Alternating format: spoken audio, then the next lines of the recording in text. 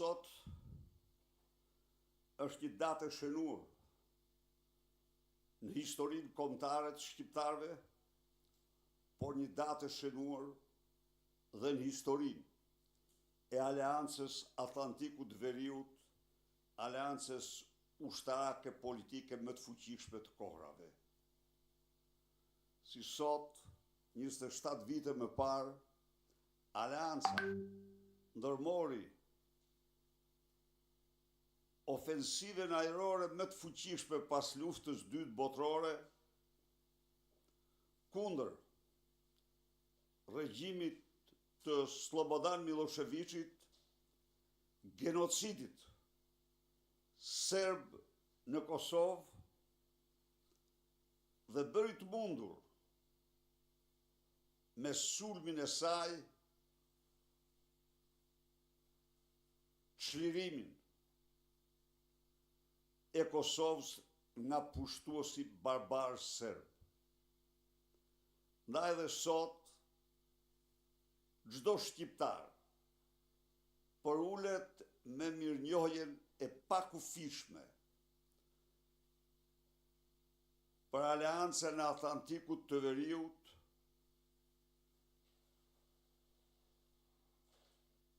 për komandantin, herojin kombëtar të shqiptarëve, presidentin Bill Clinton, që udhëhoqi me aq vendosmëri si presidenti i Shteteve të Bashkuara Aleancën në atë betejë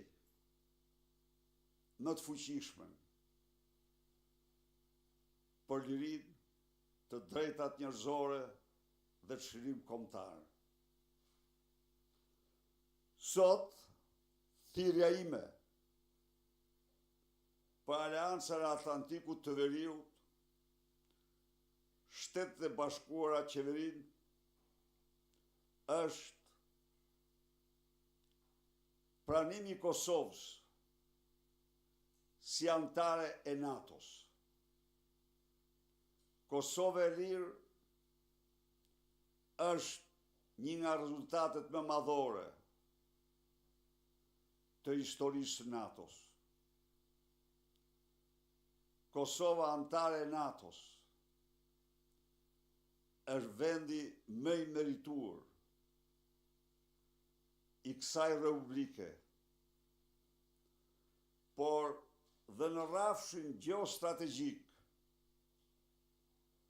kufiri i NATO-s duhet të jetë kufiri i Kosovës në këtë zonë. Dhe antarësimi i Kosovës është një mesazh i kufirit të thana për Putinin dhe ambicjet e tij në Ballkan.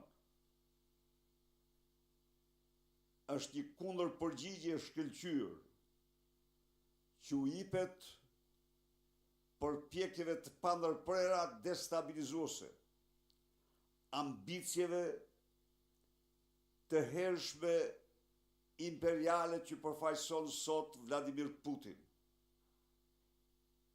Ndaj dhe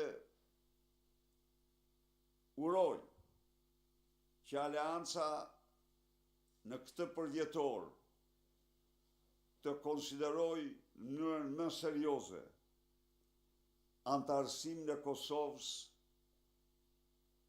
në gjirin e kësaj aleance, e cila është një aleancë politike dhe ushtarake, por sot në rrafshin politik, Kosova është frymëzim për të gjitha vendet e rajonit, mbasi funksionimi i demokracisë dhe i ekonomisë së tregut në Kosovë janë më të garantuara se në çdo vend tjetër.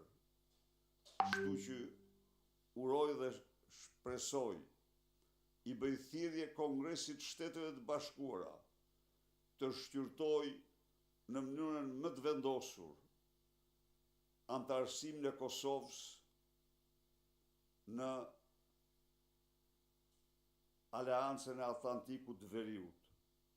Partia Demokratike këtë nisë nëpërmjet përfaqësuesve të saj në delegacione të asamblesë ose opozita të asamblesë parlamentare të NATO-s do ta çojë në tutje.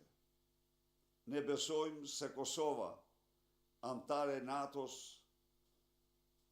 është një kontribut dhe më i madh për paqen, stabilitetin në rajon, për sigurinë e rajonit dhe të hapësirës euroatlantike. Faleminderit. Por unë jam këtu përsëri për një çështje madhore.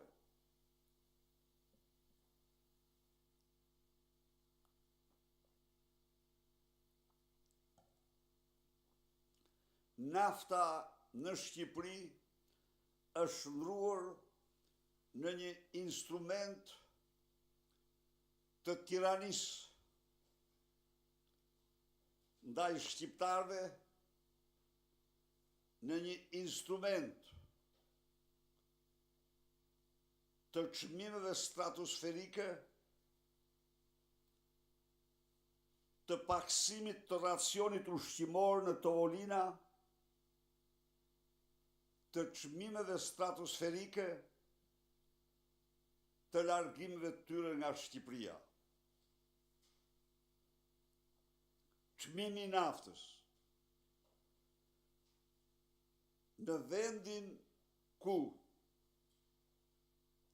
gjenden fushat më të mëdha në Europë naftmbajtëse në det, jo në det, në tokë, siç është Marizi, Patos Marizi, me 6 miliardë fuqi. Çmimi i naftës në vendin me një seri portesh për importin. Në Shqipëri, ky çmim te i kalon me 60% çmimin e naftës në Maqedoni dhe në Kosovë. Shkaqet e këtij çmimi të lartë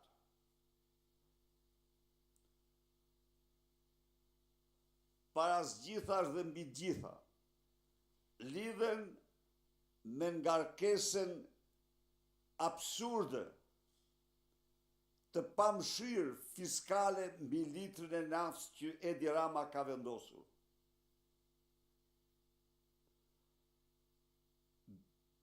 Disa janë faktorët më kryesorë të këtij çmimi, por në mënyrë absolute, 2 prej tyre që përcaktojnë në masën 90% të çmimit të lartë janë qeveritar dhe vetëm qeveritar.